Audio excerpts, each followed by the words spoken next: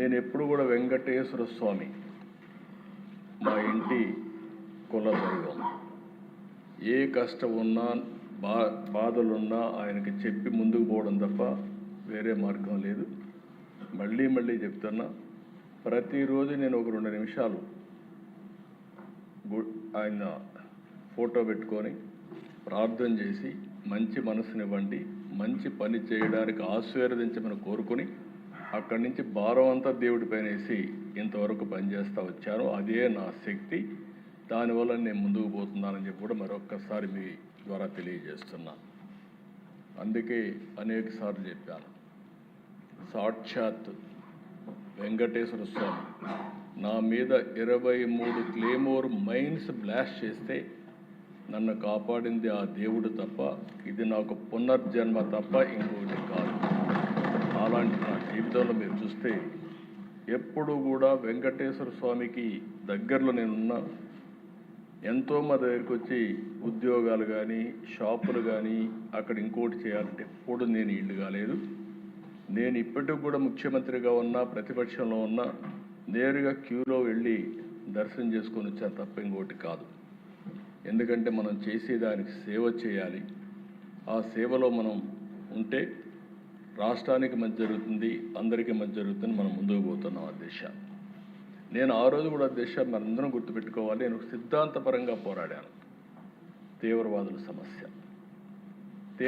సమస్యలో నేనేం పెట్టుకోవాల్సిన పని లేదు. నేను ఒక సిద్ధాంతపరంగా ఇది జరగదు, దీంతో రాష్ట్రం దేశం నష్టపోతుంది కాబట్టి మీరు కూడా మెయిన్ స్ట్రీమ్ లేక రమ్మంటే వారు రాలేదనే ఉద్దేశంతో ఆ రోజు రాష్ట్రంలో ఉండే ప్రత్యేకమైన పరిస్థితులపైన పోరాడాం. కడాన నా మీద వాళ్ళు ఇచ్చేసే పరిస్థితి ఇచ్చారు. నేను ఆ రోజు ఏదైతే చెప్పానో ఈరోజు తుది దశకు కూడా తీవ్రవాద సమస్య చేరే పరిస్థితి వచ్చింది. అంటే నిన్న మనం చూస్తూ ఉంటే టాప్ లీడర్స్ అందరూ కూడా సరెండర్ అయ్యే పరిస్థితికి వచ్చారు. దేశంలో కేంద్ర ప్రభుత్వం చొరవతో ఈ యొక్క నక్సలిజం కూడా మార్చి లోపల ఎక్కడా లేని పరిస్థితి వస్తుంది. అయితే అధ్యక్ష ఇక్కడ ఒకసారి మీరు చూడాల్సింది, రాష్ట్ర ప్రజానీకం కూడా ఇప్పుడే ఆవేదన మీరు తెలియజేశారు. అందులో ఉండే కుట్రపూరితమైనటువంటి చర్యలు కూడా మనం గుర్తుపెట్టుకోవాలి. నేను ఒక లడ్డు విషయమే నేను మాట్లాడడం లేదు. ఈ రాష్ట్రంలో బ్రిటిష్ వాళ్ళు పరిపాలించినప్పుడు కూడా వెంకటేశ్వర స్వామి జోలికి రాలేదు. అలాంటిది ఈరోజు ఒక లడ్డు విషయంలోనే కాకుండా అనేక విషయాల్లో ఏం చేశారో మనం ఒకసారి ఆలోచిస్తే మనలో ఉండే ఆవేదన లేకపోతే మనం ఏం చేయాలనో బాధ్యత గుర్తొస్తుంది అధ్యక్ష. అందుకని దీంట్లో కుట్ర కోణం ఉంది. ఒక సిండికేట్గా ఏర్పడే పరిస్థితి వచ్చారు. ఇవన్నీ కూడా ఫారెన్సిక్ ఎవిడెన్స్లు చాలా వరకు ప్రూవ్ అయినాయి. దీన్ని ఏ విధంగా ముందుకు తీసుకుపోవాలో కూడా మనం మాట్లాడుకోవాల్సిన అవసరం ఉంది అధ్యక్ష. నెక్స్ట్ ఇక్కడ మీరు చూస్తే అధ్యక్ష, నేను అందుకే మహాపాపం అన్నాను. దీన్ని 59,71,000 కేజీలు ఈ యొక్క అడల్టరేషన్ జరిగింది. కల్తీ నెయ్యి వినియోగం చూస్తే 234,51,00,000 నిధులు ఖర్చు పెట్టారు. అదే కాకుండా ఆర్గనైజ్డ్ నేరంతో లడ్డు ప్రసాదం అపవిత్రం చేశారు. ల్యాబ్లకు కన్నుగప్పి టెండర్లు దక్కించుకొని, అంటే లీనియంట్వి లేకపోతే ఇది జరిగేది కాదు. 19-24 మధ్యకాలంలో మీరు ఒకసారి చూస్తే 20,01,00,000 లడ్డూలు కల్తీ నెయ్యితో తయారు చేశారు. అధికారులు, నిపుణులు, సిండికేట్ అంతా కలిసే ఇది జరిగింది. ఒకరొకరు కలిసిపోయారు. దీనిపైన 23/1/2026 సిబిఐ ఛార్జ్షీట్ వేసే పరిస్థితికి వచ్చారు. ఆ ఛార్జ్షీట్ కూడా నేను సుప్రీంకోర్టుకు మళ్ళీ ఇక్కడ కూడా 2 విషయాలు మనం గుర్తుపెట్టుకోవాల్సిన అవసరం ఉంది. ఈ కేసు ఏదైతే నా నోటీస్కి వచ్చినప్పుడు నేను ఆ రిపోర్ట్ బేస్ చేసుకొని అనౌన్స్ చేశాం. ఉప ముఖ్యమంత్రి గారు చెప్పినట్టు ఆ రోజు మేము అందరం కూడా ఆలోచించుకొని అనౌన్స్ చేశాం. అనౌన్స్ అంటే నేను చెప్పాను, అడిగితే కూడా నేను వివరాలు చెప్పాను.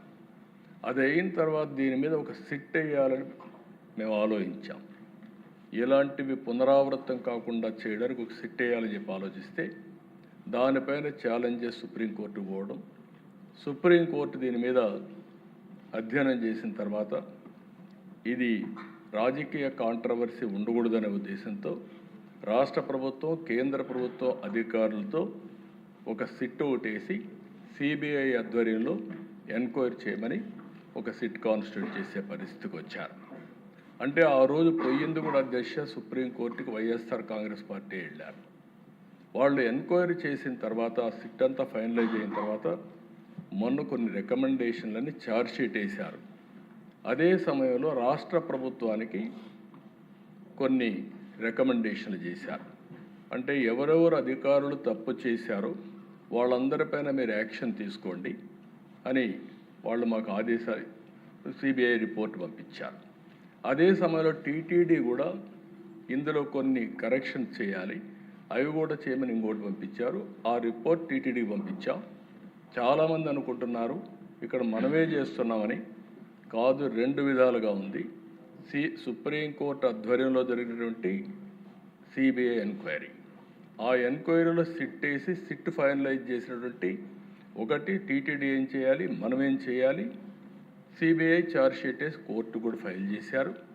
నిన్న కోర్టుకు వేసింది నెంబరింగ్ కాకపోయినా మళ్ళా వైఎస్ఆర్ కాంగ్రెస్